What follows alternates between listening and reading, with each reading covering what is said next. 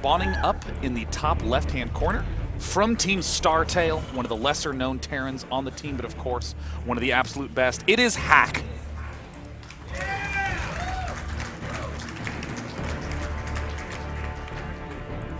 And over in the bottom middle side of Polar Knights, we have the red Zerg, the Tyrant.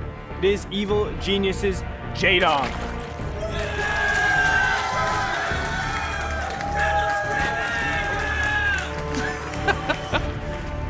Dude, crowd, you are awesome. It is so wonderful to have you out here. And for any of you who are in the Los Angeles area, definitely come on out. We're at the Red Bull Santa Monica headquarters at Stewart and Olympic.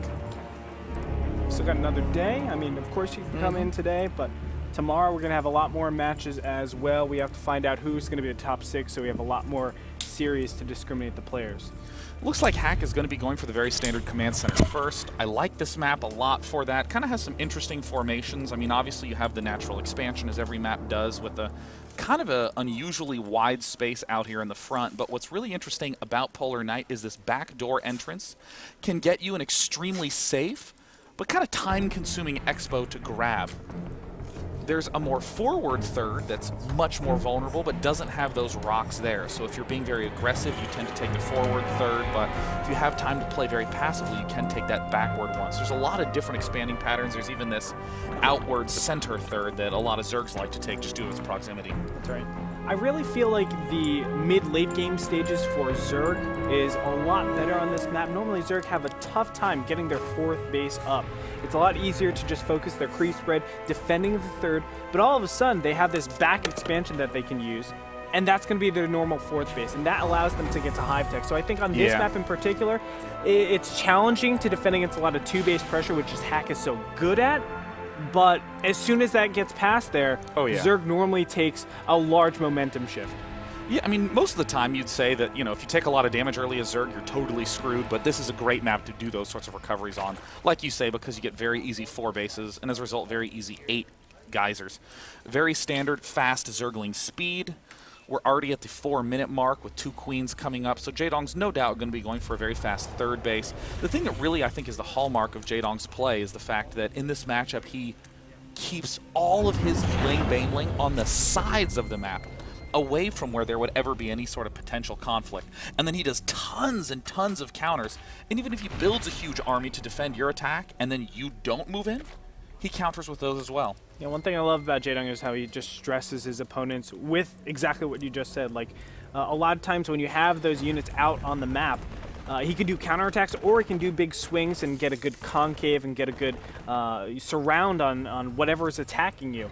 And he has that choice a lot of times. He's able to make the right choices, and then all of a sudden, if you're being attacked at the natural and you get attacked with your main army, where do you choose to micro? I mean, it's exactly that sort of multitasking that Jaedong's hoping to exploit, because that really is his strength. He's one of the best multitaskers in the history of RTS, and StarCraft 2 is kind of a game that's, I think, more known for de-emphasizing the multitasking. Yeah. A lot of players can just sort of do the same sort of builds again and again. Actually, wait a minute, look at this. Jaedong threw down an extremely fast layer, a layer before 6 minutes, and he's thrown down all 4 geysers and is going for a Roach Warren. I mean, does this look like he's going to be going for a big Roach play all game long, or is this a push?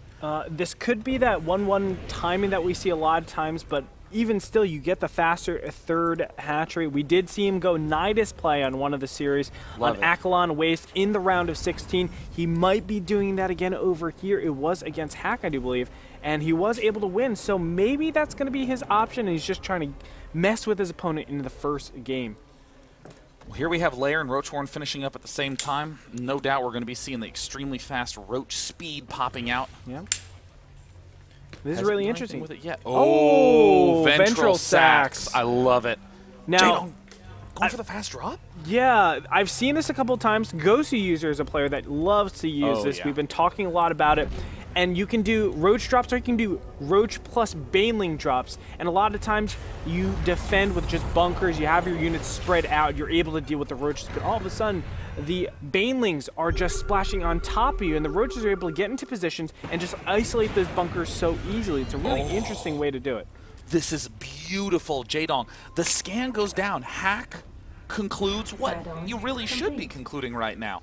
There's no third base. I see a Roach Warren. This guy's going for an early cheese play, and Hack is doing all the wrong moves. He's turtling at the front. He's adding on more bunkers. He's going for the tank and answer. And I mean, Jaedong's, he's just going to drop in the main. What a great mind game play. And even if this doesn't work out, Jaedong's already at 44 drones. He has enough to make a full recovery. All right, this is the perfect first game play. I mean, this makes so much sense. You're going to put your opponent on tilt. Now putting down double E-base, that's going to put Hack further and further behind. Normally you want those E-base because you're thinking you want that upgrade equivalency. Normally Roaches have that 2-2 timing and the 1-1 timing. Those are the major hits that they're going to take. Yeah. But this isn't going to be the case. He's too forward thinking, and he wasn't able to get good scouts in early enough to really tell him that this is some sort of all-in with drop.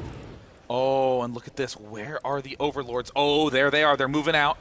Is Hack going to encounter them? There's a Nidus Network going down at the front. It looks like we're seeing those Hellions. They're not quite. Oh, no, they're going to avoid it. I mean, Jaedong is controlling this space so brilliantly. And, I mean, if you're in Hack's shoes, you're going to be thinking, I got this. I've held it all off.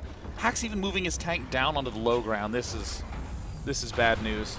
Now, it could still snowball out of control for Hack. I mean, he can defend this.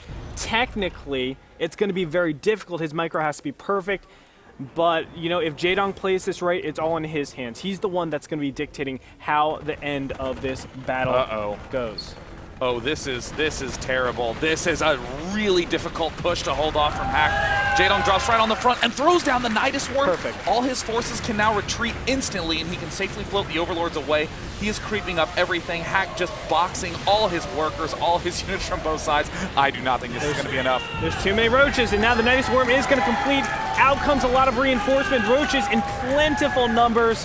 Hack can't do a thing about this attack. Beautifully played by Jaedong. Fast game number one. I mean,